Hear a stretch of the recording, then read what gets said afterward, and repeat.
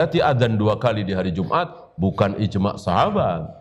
Tidak harus kita ikuti, harus kita bahas yang lebih rojih yang mana, yang lebih benar yang mana. A'udzu billahi minasy syaithanir rajim. Assalamualaikum warahmatullahi wabarakatuh. Innal hamdalillah nahmaduhu wa nasta'inuhu wa nastaghfiruh wa na'udzu billahi min shururi anfusina wa min sayyiati a'malina. May yahdihillahu fala mudilla lahu wa may yudlil fala hadiya lahu. Asyhadu an la ilaha illallah wahdahu la syarika lahu wa asyhadu anna Muhammadan abduhu wa rasuluhu wa ba'd. Tentang hukuman dari paman Nabi SAW, yaitu Abu Thalib, dimasukkan ke neraka hanya sebagian tubuhnya, kakinya saja, kemudian dimasukkan ke surga. Salah, yang terakhir ini salah.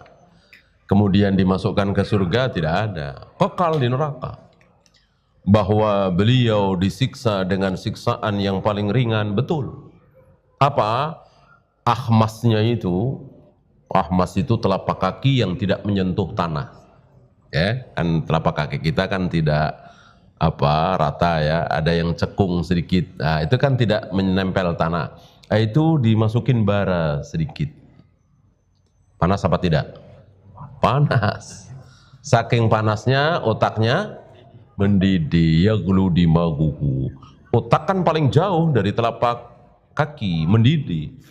Apalagi lehernya, apalagi dadanya, apalagi perutnya, apalagi pahanya, apalagi betisnya.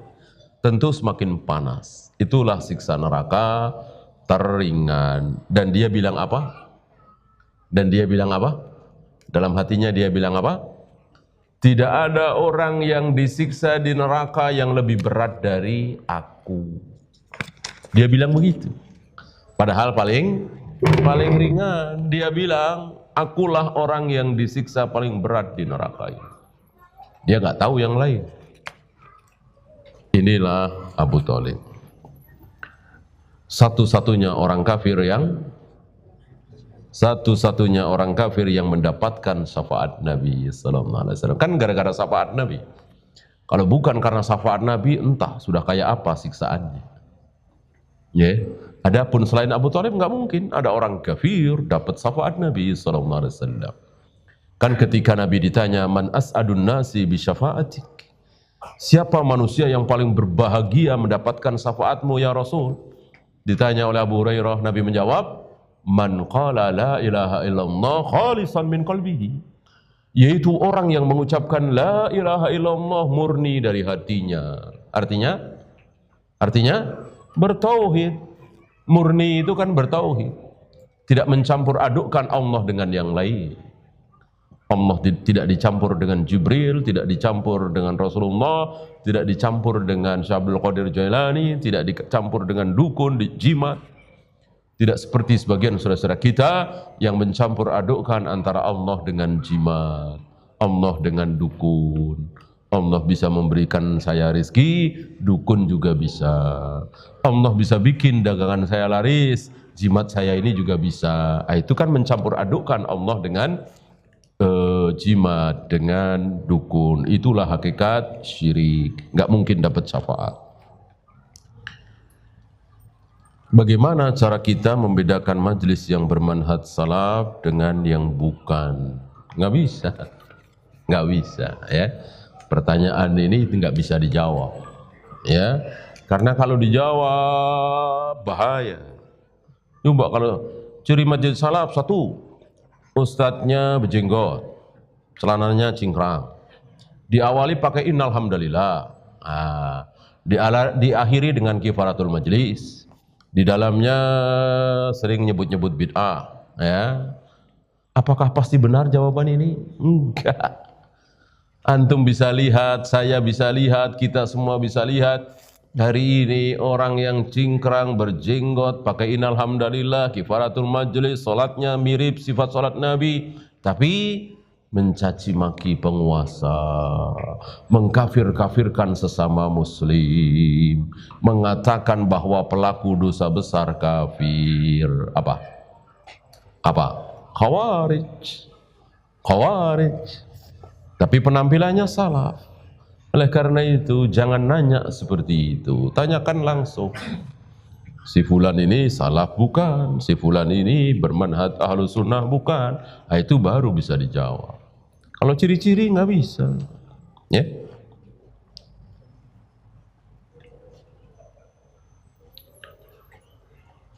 Ada tulisan atau gambar yang menyebabkan kesyirikan.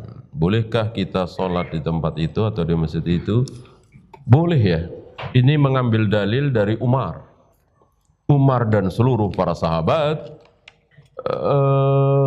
masuk ke dalam gereja ketika hari pertama menaklukkan Syam. Syam kan negerinya Romawi. Romawi kan agamanya Nasara. Gereja di mana-mana, masjid tentu tidak ada. Nah, hari pertama Syam meliputi Palestina sekarang, Yordan, Syria, Damaskus. Ketika hari pertama Umar diberi kunci menguasai Syam itu, kan harus sholat. Mana tempat yang memadai, yang tidak panas? Ada gereja. Sholat di situ.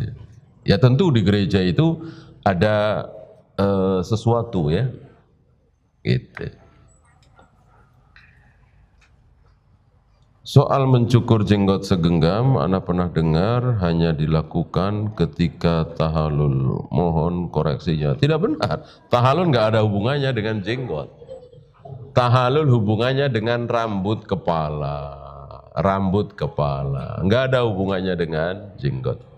Yang dipotong ketika tahallul adalah rambut kepala. Kalau dipendekkan, didoakan Nabi sekali. Kalau dibotaki, dicukur habis, didoakan oleh Nabi 3 kali. Wallahu a'lam.